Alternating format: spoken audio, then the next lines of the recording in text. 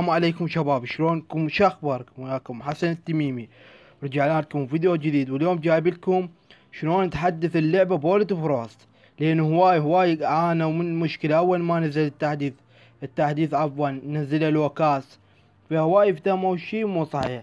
فمن نزل التحديث على سوق بلاي امريكي اللغة بنفس الدقيقة، الشباب عبالهم اللغة فهو ما ملغوا التحديث، شباب عبالهم اللغة فهو ما ملغوا خلل بي. فاليوم عد الحل، وهواي يعني حكى وقال اجيب لك اياه من الخارج وما اعرف شنو. هذول الشباب كلهم يعرفون على صفحه، لان اول ما تنزل مثل من لعبه تريد تحدثها من شيء خارج اللعبه، فتسرب بالجهاز مالتك هشاكم يعني فيروس تدخل باشكال وانواع.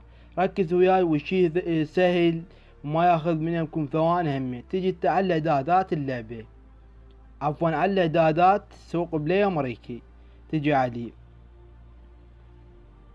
تروح على المدير، تجي هنا شباب على سوق بلاي امريكي، سوق بلاي عفوا. شو تسوي له اذا بتيم وياه؟ اذا كان الحساب مالتك سوق بلاي امريكي هم تسوي له معه بيانات، ولازم يكون عندك حساب عادي يعني مو امريكي. اكيد يعني اقدر يكم عندهم عادي واسطة يعني، بس لازم يكون عندك هسه حاليا عادي تحول عليه راسا. فبعد ما سوينا مسح بيانات، مسح التخزين، انمسح كل شيء، انمسح حاليا. نخرج هسه احنا نجي على اليمين، نجي على السوق بلاي امريكي، على السوق بلاي عفوا قلت اقولها امريكي.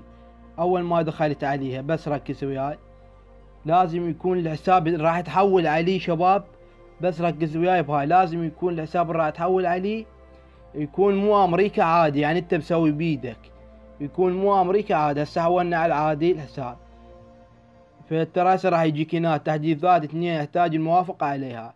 تشد تنزل البردة، تروح عليها راسا. وهاي الشي ما حد مسويه باليوتيوب كله، بس انا اول واحد كشفته ومن اكتشافي.